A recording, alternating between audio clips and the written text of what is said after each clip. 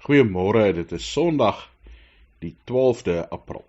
Baie welkom by die NG Gemeente Skatbare se erediens.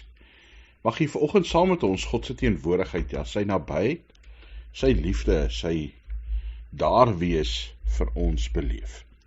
Ons tema vanoggend is nader en ons lees uit 1 Petrus 1 en Johannes 20. Mag ons saam God se liefde beleef. In 1 Petrus 1 vers 3 sê Petrus: Nou het ons regtig hoop, omdat Jesus Christus uit die dood opgestaan het. Het is my voorreg om jou te groet, of vir jou te kan sê genade en vrede vir jou. Van God, ons Vader, hy wat ons gemaak het. Van Jesus Christus, hy wat uit die dood uit opgestaan het. En van die Heilige Gees, God wat met krag in en deur jou werk. Ons is nou in die tyd net na Jesus se opstanding. Jesus se kruisiging het plaasgevind, Jesus het opgestaan, en nou is ons na die tyd net daarna voor die uitstorting van die Heilige Gees. Kinders is baie lief om die vraag te vra, wat as? Wat as dit gebeur het, wat as dit nie gebeur het nie? Daar is 'n boek met die titel, What if the moon didn't exist? En dis nie 'n kind se vraag nie, dis geskryf deur 'n sterrekundige, Neil Cummins. Hy het vertel dat hy die titel gekies het op grond van sy kind se vraag waarmee hy hom gepeper het. Wat as, wat as, wat as? Ons as mense wonder baie keer oor die verlede, baie keer oor die toekoms. Ons wonder baie keer oor wat rondom ons gebeur, en dan vra ons hierdie vraag, wat as? Wat as Jesus nie opgestaan het nie? Paulus sê baie duidelik, dan is ons die bejammeringswaardigste van alle mense. As Jesus nie opgestaan het nie, val ons geloof eintlik heeltemal plat. Jesus se opstanding gee vir ons hoop op 'n ewige lewe. Dit gee vir ons krag. Wanneer mens nie hoop het nie, dan raak die wêreld regtig donker. Daar was 'n dogter, Virginia, sy was 19 jaar oud, en sy het toe by haar 15de vir stel pleegouers gaan bly, en dit was 'n duidelike voorbeeld van verwaarlosing, mishandeling, 'n sisteem wat uiteindelik nie 'n kind regtig kon help nie. Sy het doodstil voor die pleegouers gesit, en uiteindelik vra die pleegma met baie besorgdheid vir haar, hy sê, is jy bang, Virginia? En sy antwoord, nogal, sonder om op te kyk. Sy sê, ek was al in baie huise. Wel het die stiefma gesê, pleegma gesê, laat ons saam hoop, dit werk vir hierdie keer die beste uit. En toe antwoord sy verskriklike woorde, toe sê sy, dit maak veel te seer om te hoop. Kom ons lees saam 1 Petrus 1 en Johannes 20, met ons tema nader. Here, as ons nou die woord gaan lees, mag ons u nabyheid beleef, u stem hoor. Ja, gee u Gees dat ons hierdie woorde ons eie kan maak. Dat ons kan verstaan wat u vir ons wil sê, wat u van ons vra en hoe ons vir u moet lewe. Here, mag ons altyd naby aan u voel. Dankie dat ons weet, u is by ons, in ons, rondom ons, deur die Gees. Here, al voel ons dit nie altyd nie, al sien ons dit nie altyd nie. Maak ons ore oop, ja Here, ons harte vir u. Spreek Here, u kinders luister. Amen. 1 Petrus 1 vers 3 tot 9. Lofwaardig is God en die Vader van ons Here Jesus Christus.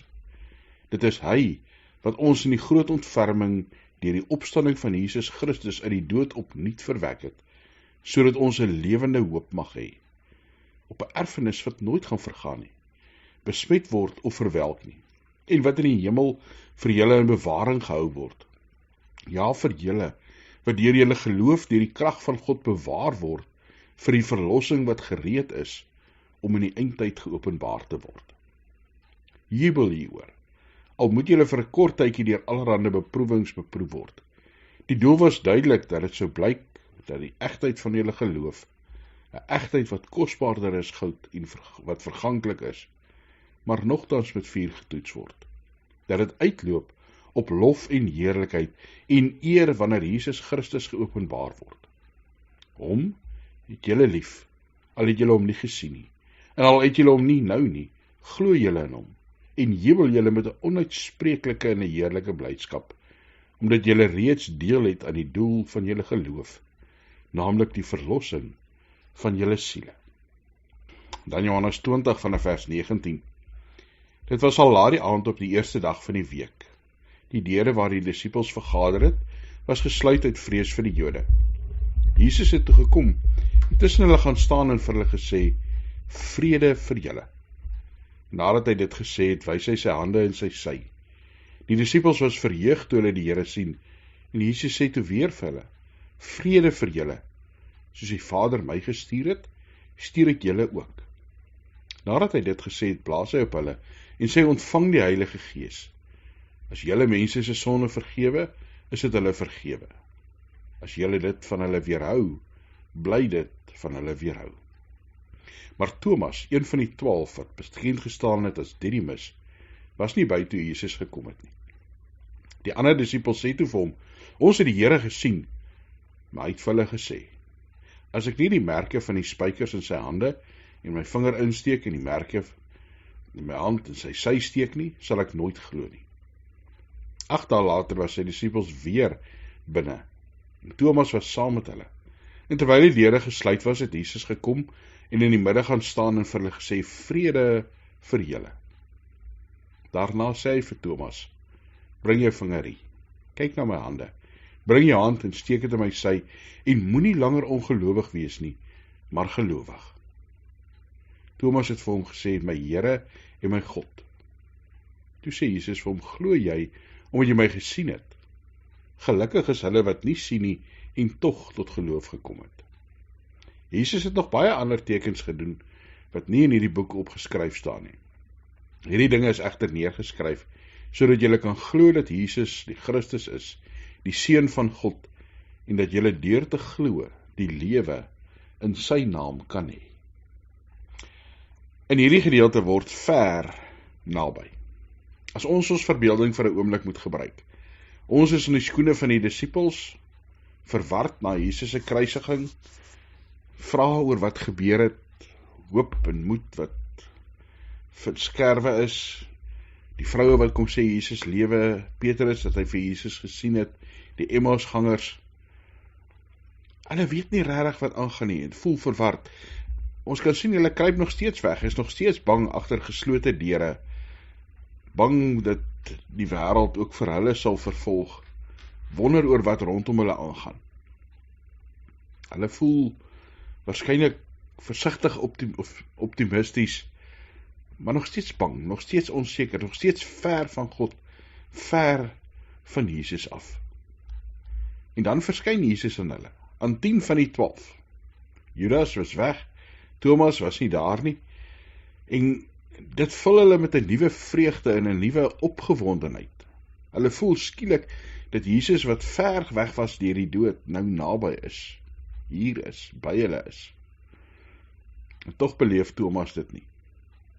Thomas, toe die ander hom vertel, sê, nou, nee, hy glo dit nie. Vir hom is Jesus nog steeds baie ver, en hy wil voel, hy wil met sy vingers voel, en die merke sien, en hy wil met sy hand die sny in Jesus se sy sien, waar die spies omgesteek het, anders gaan hy nie glo nie. Dis waarskynlik hoe baie twyfelaars deur die eeue voel, ons wil sien, ons wil ervaar. En dan 'n week later kry Thomas die geleentheid, wanneer Jesus aan hom verskyn. En dis die ongelooflike, dat Jesus vir Thomas kom soek, dat Jesus nader kom aan Thomas. Hier is die pragtige skildery van Jesus en Thomas, waar Jesus vir Thomas toelaat om sy twyfel uit te spreek, om te kyk, om te sien.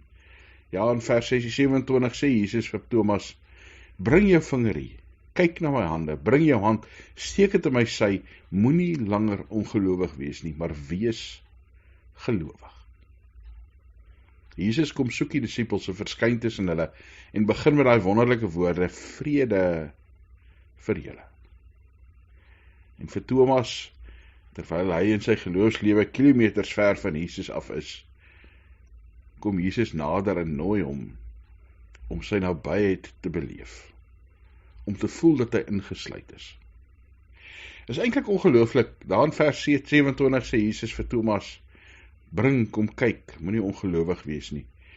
En dit gaan nie oor Thomas wat sien nie, dit gaan oor Jesus wat vir Thomas raak sien. Jesus wat vir Thomas kom soek, en vir hom kom sê, maar glo in my. Thomas besef dat Jesus hom gehoor het, hom gesien het, weet wie hy is. In Duitsland is 'n beeld waar Thomas het in twyfel, en dan onsigbaar vir hom staan Jesus agter hom met hande wat hom seën. Ons sien nie altyd vir God nie, maar God is naby aan ons. Hy kom soek ons op. Hy weet dat God weet, of ons kan weet dat hy by ons is. 'n Alkoholist het eendag vir sy groep gesê, hy glo nog in God, maar hy weet nie of God nog in hom glo nie. God glo in ons, maak nie saak watter koers ons lewe inslaan nie. Ons kan nie van God af wegkom nie. Hy kom soek ons, hy wil naby aan ons wees. Hy wil elke dag ons laat weet en laat ervaar dat hy daar is. 'n Predikant het op 'n stadium vertel van 'n sonnaskooljuffrou wat vertel het dat dit verkeerd is om vrae te vra en twyfel te hê. Toe vra sy vir my 'n ander vraag. Sy sê, is God en Jesus bang vir al my vrae en my twyfels? En toe besef sy, God is nie bang vir die vrae nie. Ons as mense is baie keer bang vir die vrae. God kom soek ons ook wanneer ons vrae vra. Hy kom nader aan ons en hy hou ons ook steeds naby aan hom, al voel dit vir ons asof hy ver is. Ja, hy hou ons naby, al voel ons of ons baie keer twyfel, asof die dood en dit wat verkeerd is en stikkend is in die wêreld, om ver van ons sal wegdryf. In die Tweede Wêreldoorlog het 'n Amerikaanse kapelaan vriende geraak met 'n katholieke priester in Italië, en toe sterf die kapelaan tydens een van die veldslae. En die priester vra toe of hy toestemming kan kry dat hierdie kapelaan, met wie hy vriende was, om begrawe kan word in die katholieke kerk daar by hulle. En die regering stem in, die Amerikaanse regering, die weermag, maar die katholieke kerk sê nee. Die ou was nie 'n katoliek nie, so hy mag nie daar begrawe word nie. En toe word hy net buite die begrafplaas heining begrawe. Jare later, een van die kapelaanse soldaatvriende weer in Italië gaan kuier, en hy gaan besoek toe die graf, en hy sê toe vir die priester, ek sien julle toestemming gekry om die liggaam in die grafplaas in te skuif. En die priester giggel, hy sê, nee, hulle het my gesê waar ek die liggaam moet begrawe, maar niemand het gesê ek mag nie die heining skuif nie. God sluit ons in.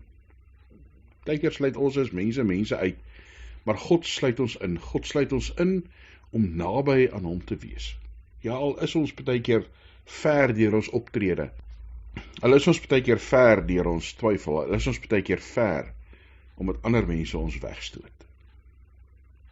En dan, as ons besef dat God naby is, as ons besef dat God teenwoordig is, vul dit ons met 'n onbeskryflike hemelse vreugde. Dante het 'n droom gehad en dan skryf hy oor die hel, en dan sê hy oor die hel, elkeen wat hier inloop, laat vaar alle hoop. Petrus sê vir ons leef met 'n onuitspreeklike hemelse vreugde, 'n onuitspreeklike blydskap, en dit kom van God af. Daai wete dat Christus opgestaan het, dat ons 'n hemelse Vader het wat ons liefhet. En dan kan ons wonderlik speel met die woord vreugde, kan ons vir onsself sê, maar dit gaan oor ons Vader. Ons Vader wat omgee, wat 'n God is wat naby is, wat 'n God is wat na sy kinders te kom en hulle vashou. Die R van vreugde, dat ons dink aan ons Here Jesus Christus. Hy wat ons skuld kom betaal het aan die kruis, wat vir ons opgestaan het, en daarom het ons nou 'n lewende hoop. Ons weet dat wat in die Bybel staan waar is, dat Jesus lewe, dat ons vir ewig by hom sal leef, en dit gee vir ons 'n nuwe lewe. Dat ons bekeringsdatum nie dalk 1980 is, of 1990, of 19 wanneer ook al nie, maar dat dit 33 na Christus is, aan die kruis op Golgotha. Ja, dat ons kan weet, daar is 'n opstanding van Christus. Ons hoef nie die dood te vrees nie. Dood is sleg. Dit laat ons met 'n klomp hartseer en vra en laat ons huil. Maar dit is nie iets waarvoor ons bang te wees nie, want ons weet, dis maar 'n deurgang na die ewigheid. Ons kan dink aan die idee van vreugde van God se krag. God se krag wat in ons werk, sy Heilige Gees, en 'n hemelse erfenis wat vir ons wag. Daar waar ons gaan wees in ewigheid, naby aan God, in sy teenwoordigheid. Dat ons moet leef met vreugde, met opgewondenheid. Ja, al is die wêreld om ons stikkend. Al is die wêreld om ons onderste bo. Ons kan weet dat God naby ons is, dat God ons kom soek, dat God moeite doen met ons, en daarom word Thomas se belydenis uiteindelik ook ons belydenis. My Here en my God. Ja, soms laat die lewe ons ver van God af wegloop. Laat ons voel of God nie naby is nie. As die film Three Colors Blue, waar 'n vrou en 'n man saam komponiste is, en dan sterf haar man en dogter in 'n motorongeluk, en dan kan sy net nie meer aan die musiek werk nie. Haar man was besig om 'n stuk te komponeer vir 'n groot geleentheid, en dan onttrek sy net van alles. Sy voel te leeg, sy voel net asof haar niks is nie, maar die musiek wat haar man begin skryf het, en sy hom mee gehelp het, wil haar net nie los nie. Dan aan die einde van die film, maak sy die musiekstuk klaar. En die musiekstuk handel oor 1 Korintiërs 13, oor die liefde. Oor God wat ons net nie los nie. God wat naby kom, ja, al voel dit vir ons of hy ver is. Thomas wat in Jesus twyfel en bewyse wou sien, en Jesus is geduldig. Jesus is soos liefde vriendelik. Jesus is soos liefde nie lig geraak nie, en bedek alles en glo alles, hoop alles, verdra alles. Liefde is een van daai goed wat nie vergaan nie. Want liefde het uit die dood uit opgestaan en staan voor ons. En daarom kan ons saam met Thomas bely, my Here en my God.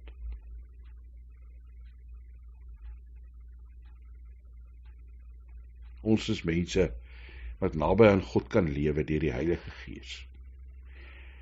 En die wonderlike is dat net soveel soos wat ons vir God soek, nog meer kom soek hy vir ons. Kom hy na ons toe wat nie glo nie. Stuur hy ons na hulle toe wat nie glo nie. Dat hulle ook iets van hom kan beleef. Kom ons gaan leef met hierdie wete, God is naby. Kom ons gaan vertel dit in 'n wêreld wat God nodig het. Hemelse Vader, dankie dat ons in u liefde en in u genade kan leef. Dankie dat ons kan vashou in die hoop wat daar is in Jesus Christus. 'n lewende hoop. Ja, Here, 'n hoop op 'n ewige lewe, op die vergifnis van sonde, op die opstanding uit die dood. Soms voel dit of ons ver van u is. Here, mag ons nie ons geloof baseer op gevoelens nie. Mag ons vashou aan u beloftes. Dankie dat ons in die woord sien dat u mense kom opsoek. Ja, Here, dat u ons nooit los nie. Mag ons u teenwoordigheid beleef, u nabyheid ervaar, u rondom ons sien. Ons bid vir mekaar, Here, vir siekes, vir mense wat hartseer is, wat deur pyn gaan, vir mense wat bekommerd is en amper wanhoopig raak oor wat in die wêreld aangaan. Gee nuwe hoop en vrede, krag, uitkoms en wysheid. Ja, Here, dat ons in moeilike ekonomiese tye met min sal klaarkom. Goeie besluite sal neem, wys sal optree. Dat ons sal beleef dat ons kruik nooit leeg word nie. Want u is die een wat dit vul. Ons bid vir 'n wêreld wat u nodig het. En Here, ons bid vir 'n kerk wat deur u gestuur word na hierdie wêreld. Ons bid dit in Jesus Christus se naam. Amen. Mag God jou seën en jou beskerm. Mag die Here sy aangesig oor jou laat skyn en jou genadig wees. Mag die Here jou gebede verhoor en aan jou vrede gee. Amen.